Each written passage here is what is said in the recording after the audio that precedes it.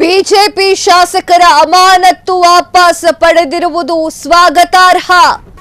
ವಿಧಾನಸಭೆ ವಿರೋಧ ಪಕ್ಷದ ಉಪನಾಯಕ ಅರವಿಂದ್ ಬೆಲ್ಲದ್ ಹೇಳಿಕೆ. ಎಸ್, ಬಿಜೆಪಿ ಶಾಸಕರ ಅಮಾನತ್ತು ವಾಪಸ್ ಪಡೆದಿರುವುದು ಸ್ವಾಗತಾರ್ಹ. ವಿಧಾನಸಭೆ ವಿರೋಧ ಪಕ್ಷದ ಉಪನಾಯಕ ಅರವಿಂದ್ ಬೆಲ್ಲದ್ ಹೇಳಿಕೆ. ಪ್ರಜಾಪ್ರಭುತ್ವದಲ್ಲಿ ಎಲ್ಲರಿಗೂ ಕೂಡ ಪ್ರತಿಭಟಿಸುವ ಹಕ್ಕು ಇರುತ್ತದೆ. ಮನವಿಗೆ ಸ್ಪಂದಿಸಿ ಅಮಾನತು ನಿರ್ಧಾರ ಹಿಂದಕ್ಕೆ ಪಡೆದಿದ್ದಾರೆ. ಕೊರೋನಾ ಏರಿಕೆ ಬಗ್ಗೆಯೂ ಕೂಡ ಅರವಿಂದ್ ಬೆಲ್ಲದ್ ಪ್ರತಿಕ್ರಿಯೆ ನೀಡಿದ್ದಾರೆ. ಮಳೆಗಾಲದಲ್ಲಿ ಕೆಮ್ಮು ನೆಗಡಿ ಸಾಮಾನ್ಯ, ಭಯ ಪಡುವ ಅವಶ್ಯಕತೆ ಇಲ್ಲ.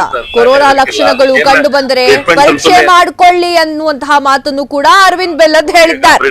ಮಾಡುವಂತದ್ದು ಅವಶ್ಯಕತೆ 18 ಜನರ ಅಮಾನತ್ ಏನು ವಾಪಸ್ ತಗೊಂಡಿದ್ದಾರ ಸ್ಪೀಕರ್ ಅವರು, ಅದನ್ನ ನಾನು ಸ್ವಾಗತ ಮಾಡ್ತೇನೆ. ಇದು ಬಹಳ ಹಿಂದನ ಆಗ್ಬೇಕಾಯ್ತು. ಫಸ್ಟ್ ಆಫ್ ಆಲ್ ಅವ್ರದ್ದು ಅಮಾನತ್ತು ಆಗಬಾರ್ದಾಗಿದೆ. ಅಮಾನತ್ ಆದ್ರೂ ಕೂಡ ಒಂದ್ ಸೆಷನ್ಗೆ ಅಮಾನತ್ ಮಾಡ್ಬೋದು, ಒಂದ್ ಅಸೆಂಬ್ಲಿ ಸೆಷನ್ಗೆ. ಅದಕ್ಕಿಂತ ಹೆಚ್ಚು ಮಾಡಕ್ ಬರ್ತಿದ್ದಿಲ್ಲ. ಹಿಂದೆ ಈ ರೀತಿಯ ಹೆಚ್ಚಿನ ಪೀರಿಯಡ್ಗೆ ಅಮಾನತ್ ಮಾಡಿದಾಗ ಸುಪ್ರೀಂ ಕೋರ್ಟ್ ಬಹಳ ಕಟುವಾದ ನಿಂದನೆ ಸ್ಪೀಕರ್ ಮೇಲೆ ಬಂದಿದೆ. 6 months. ಹಂಗಾಗಿ ನಾವು ಸ್ಪೀಕರ್ಗೆ ವಿನಂತಿ ಮಾಡ್ಕೊಂಡಿದ್ವಿ, ನಿಮ್ಗೆ ಯಾರೋ ತಪ್ಪು ಗೈಡ್ ಮಾಡಿದಾರ ಇದನ್ನ ಇದಕ್ಕ. ಯಾಕಂದ್ರೆ ಡೆಮಾಕ್ರಸಿ ಅಂದ್ಮೇಲೆ ಅದರಲ್ಲಿ ಪ್ರೊಟೆಸ್ಟ್ ಮಾಡಬೇಕಾಗ್ತದೆ. ಆ ಪ್ರೊಟೆಸ್ಟ್ ನಾವು ಮಾಡಿದ್ದಕ್ಕೆ ನೀವು ಒಂದು 6 ತಿಂಗಳ ತನಕ ಸಸ್ಪೆನ್ಷನ್ ಮಾಡಿ ಜನರಿಂದ ಆಯ್ಕೆ ಆದಂತ ಶಾಸಕರಿಗೆ ಅವ್ರ ಶಾಸಕರಾದ ಕೆಲಸ ಏನ್ ಮಾಡ್ಬೇಕು ಅದನ್ನ ಮಾಡಾಕ ನೀವು ಅಡ್ಡ ಹಾಕಿದ್ರೆ ಅದು ಸರಿ ಆಗುದಿಲ್ಲ ಅಂತ ಅವ್ರಿಗೆ ನಾವು ವಿನಂತಿ ಮಾಡ್ಕೊಂಡಿದ್ವಿ.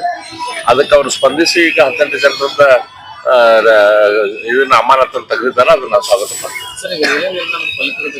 ಕೋವಿಡ್ ಇರೋದು ಅದು ಏನೀಗ ಮಳೆಗಾಲ ಅಂದ್ಮೇಲೆ ಸ್ವಲ್ಪ ನೆಗಡಿ ಅದು ಇದ್ದಂಗ. ಈಗೇನ್ ಕೋವಿಡ್ ಅಂತ ಹೆದರ್ಕಿಲ್ಲ. ಅದಕ್ಕೇನ್ ಟ್ರೀಟ್ಮೆಂಟ್ ಅಂತೂ ಏನಂತ ಗೊತ್ತಾಗೈತಿ. ಅದಕ್ಕೆ ಬಹಳ ಅನಾವಶ್ಯಕವಾಗಿ ಗಾಬರಿ ನಾವು ಮಾಡುವಂತದ್ದು ಅವಶ್ಯಕತೆ ಇಲ್ಲ.